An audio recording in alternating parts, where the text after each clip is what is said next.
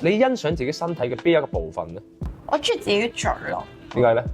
因為我中意我個嘴夠豐滿係嘛？夠嘟係嘛？係。我唔知，即係我諗咗好耐，即係我覺得每一 part 我都覺得滿意啦，暫時嚟講。但係又話即係未去到令到我覺得係100分。好多人都話笑起上嚟好甜。係，不過你係嘴係嘟嘟點樣係幾得意嘅。以前冇好特別中意，因為以前可能細個冇咁興豐滿嘴。係。以前係興嗰啲扁唇啊嘛，係啦，櫻桃小嘴細細隻咁樣噶嘛。